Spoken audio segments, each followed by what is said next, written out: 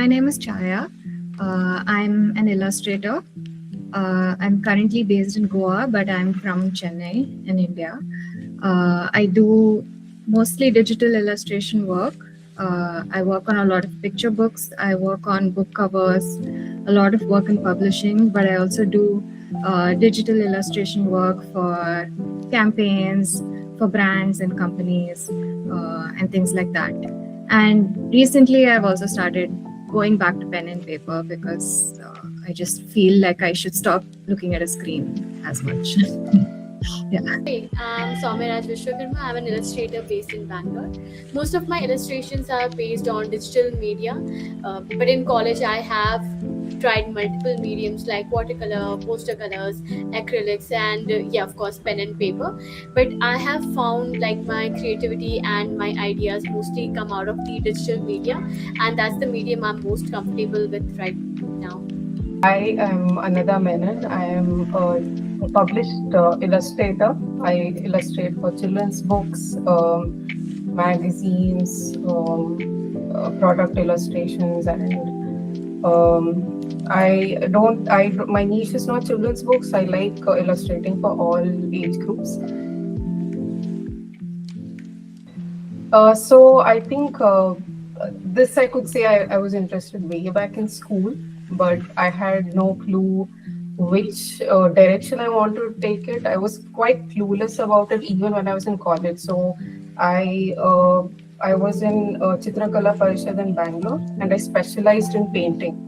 So during that time, I did not have a perspective, and I didn't know much about illustration and everything. I knew it from probably the children's books or what I read in my childhood, but I did not know if that had a path, especially in India, whether I could specialize in it, whether I could study it, self-learn it. I didn't know the way to it. So for me, like when I took painting, it was basically, this is the path I'm going to take. I'm going to sort of do traditional work and then sort of have it up in galleries and everything. So I would say, like, if my journey starting as an illustrator and where I knew that I've started getting my roots, I would say that it was post college. Yeah, so I think art has always been a very strong part of my identity. I was like in my second standard when my mom got my first watercolor set, and yeah, I think that was the time when I started getting into art. I used to paint with my mom, she was also very good at art, and I think the teachers I got in school helped me find my style in a much better way. So I do remember my art teacher Giri sir, so he was like a very big motivation. He used to hold so many competitions in school, and he always motivated me to participate in all of them. And yeah, I think I was in fourth standard when I held my first exhibition in my school. So yeah, I think that was not like an exhibition but like a display of my some of my pencil artwork. So like my teacher, he displayed all my artworks there. So I think that was a boost of motivation and like confidence for me to start getting more seriously involved in that. But yeah, later I did develop a habit of sketching every day, and yeah, eventually that led to me art college. So yeah, I think it always been a part of my overall identity. I started getting into art, I think, from a very young age. I've always been drawing, always gravitated towards sketching and doodling. Even in school, I just used to doodle everywhere all the time, and then it just sort of somehow became my career, and it's been going well so far. That's Yeah, music helps for me personally, and this is just a me thing, but I like when I'm not completely focused on drawing, because I feel like I tend to overthink everything if I'm just 100% focused on this. So if I have something playing in the background, like even like a documentary or something that's just like playing in the background, I feel like if I'm distracted, I can do better work, because then it's like I'm not overthinking all my decisions and it's just happening naturally. So the thing is now, at least 90% of my work is digital because I mean, of course I enjoy traditional work and I love picking out my sketchbook and drawing, but it's become like I think it's just because it's convenient now that I'm sitting there to work on an iPad. It's literally like my canvas to do my personal work is also right there. So I think maybe call it lazy that I just switch over to my canvas itself to draw. But if it's a sketchbook, yeah, I would say that nowadays I've created that habit to at least pick my sketchbook, at least draw once a week. And, it's like sort of, I think when I pick up the sketchbook, it's more about drawing, without like a sort of fear. Like I pick my pen directly these days instead of taking a pencil, drawing the outline and everything. I feel like I'm trying to like figure out the medium which is tricky, which I know I can't erase. I'm trying to sort of draw with the pen directly or something like that. So in that way, like I'm trying to keep it fresh for myself so that that I can draw. But I'm not trying to pressure myself to always draw from memory. I make sure I draw from photos and from real life. So that makes it easier for me to pick out my sketchbook and draw because I don't want to be stuck there also saying, what do I draw today? So that's the process most of the time. My process is fairly very intuitive.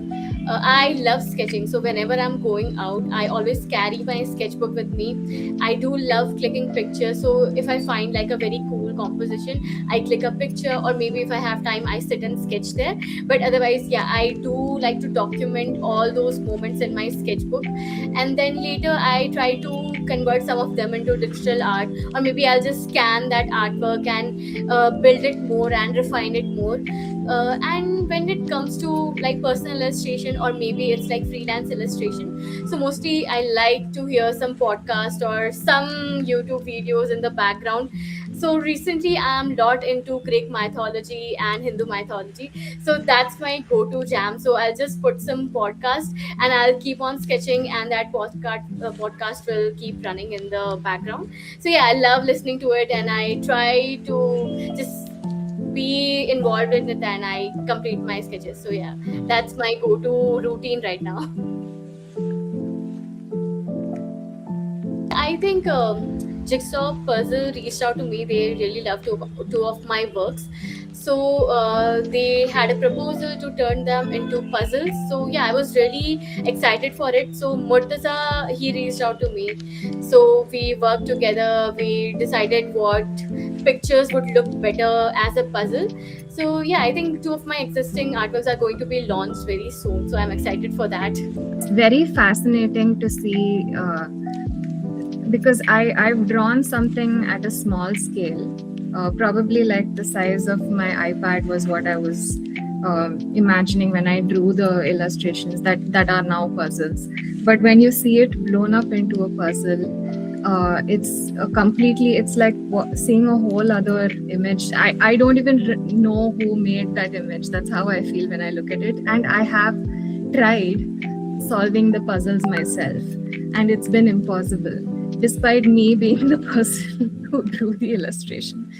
So I think it's these people who are good at solving puzzles, their brains are wired in like a completely different way, and I'm very jealous, and I wish I could think that way. So I came across them through an artist I follow itself, Chaya Prabhat. I'm a huge fan of her work.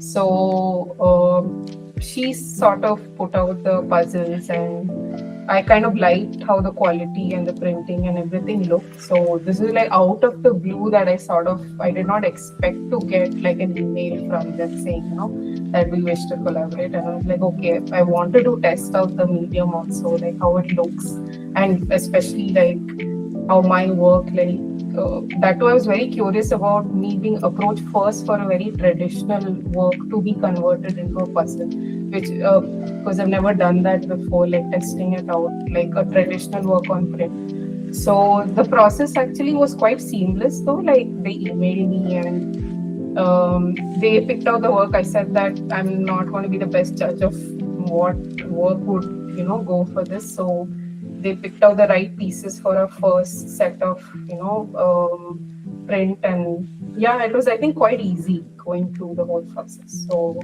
yeah. Indian artist, I would say, see, I always like, I take her name only, like Lavanya Naidu. I love her work. So Chaya also is like a great artist. So, but Lavanya has been like, I think the way the detail and I think the feeling and the lighting and everything that comes out of work is like, anything she puts out, I'm like happy. Like I see it, I'm like, this is amazing. Like the detail of it, everything is like so nice. So she is someone from here, and collaboration wise, if I say like that, I have mostly considered international artists. So the people like I like there's James Dean, and the other person is I forget her surname, Marija. I forgot her surname again. She has like, she does a lot of watercolors and stuff like that, very traditional, but she kind of manages to sort of have the same visual language even if she converts it to a mural and everything. So it looks very like, so I like hers, very whimsical and very like, that's very me, like fantasy, whimsical and colorful. And James Dean, of course, he's like an all-rounder. He's just, the way, I think his is apart from him being an artist, I think it's the way he sells his work is the most amazing thing. Like, any work he creates, he tries to sell it in different like mediums too. Even if it's like a, let's say like a just a painting he has made, he sometimes tries converting them into sculptures. He makes a 3D sculpture out of it, and he sort of creates business for like other like printers or people who would sculpt it for him. So it's nice for him to create work for those people also. So it's like nice. Like I like his business model, the way he thinks to create art. So he would be a nice person to collaborate with also.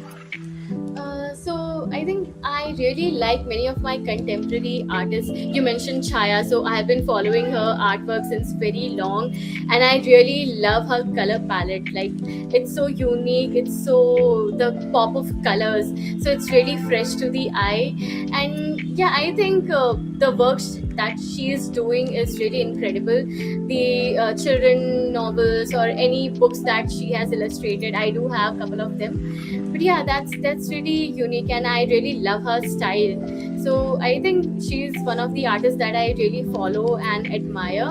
And there are other artists. One international artist is there, Lavi Potter. So her artwork style is also very similar to mine, like lot of nature, lot of greenery. So yeah, I do like her as well. So I think these are the two that I admire currently. I would love to collaborate with Anada actually, because I feel like her style is very different to mine. And so it's very interesting when you collaborate with other artists whose styles are very different, because they're looking at something in a completely different way. So then you can see how your your design decisions complement each other and things like that. So maybe that's my answer. Like I would like to collaborate with somebody who has like a completely different illustration style, just to see how, as a challenge, just to see how we can like make it work. I think the advice that I give, that I would give other people is the same advice that I give myself, which is to just practice drawing as much as possible. And the more you draw, the more you'll understand whether you want to do this as a career on a daily basis, because you have to really, really like it in order to do this as a job. So that's, if step one is just figuring out if you can spend 24/7 doing this, and then the rest will just automatically follow. So I think I was very lucky that I got really supportive parents and teachers as well. So school has given me a lot of exposure and platform to build myself in as an artist. So like I'm very proud when I say, whenever someone used to ask me like what you want to become when you grow up, so I always said artist, and now I can now officially say that yes, I'm an artist. So yeah, I think that mentality grew up with me. And of course, like I did get very supportive parents, and they were okay with me pursuing art as a profession and going to an art university. So for all the younger folks and all the women artists who want to pursue art, I think right now it's a really great time to get into it. So I think more profession like content creation and being an artist and everything, and if you club both of them, so I think that would be like a very, very good platform right now to be in. Other than, yeah, there are other professions, but if you are really into art, I think pursuing it should be a right time. You can build your own brand around it, or maybe you can start as a freelancer and grow it as a business as you grow. So yeah, I think many of my friends who are not from art background, they are from engineering or some other background, they have found their passion in art, and they confidently share it on Instagram or whatever social media that they have. And once they start getting the recognition, they get like a boost of confidence, and some of them have really left their full-time job and are pursuing art as a career as well. So I think many young professionals, they contact me like, how do I start? I want to learn illustration, how do I start? So I think there is a lot of tutorials available on YouTube as well, and if you follow a lot of artists, you can get so much knowledge out of it. You just have to practice. I think nothing is free. All knowledge in the world you can see online, but yeah, to keep it in practice and just start learning, so that is something that you have to be passionate about and do it very consciously.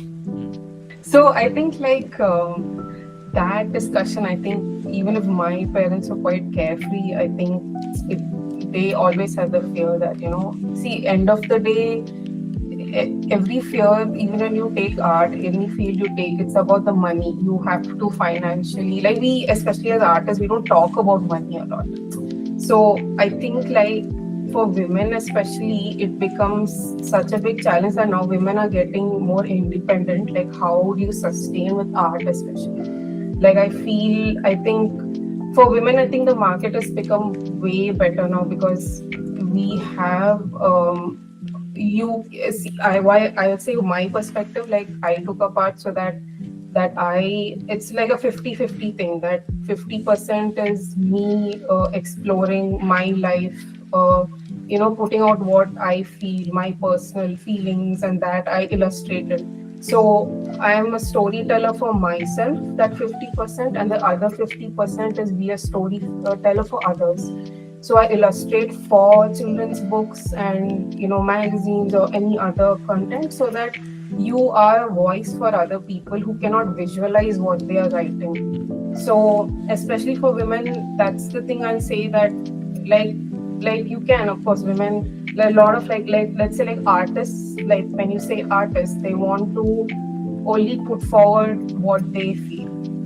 They do not care what other people think about their work, but they put out 100% of what they feel, what they want to say about the world and all that. So I'd say like for some women, it'll be nice for them to be both, like, split the way you illustrate. Like the 50% where you say that you want to draw for yourself, great, do that. Figure out a way to this I'll say for financial stability also, especially for women in art, I would say that do that 50%, but other 50% say, try helping out other people, or I would say like actually for women, like try finding agents who can sort of, put your work out there, let it go a little global. Like don't be rooted only to the Indian market.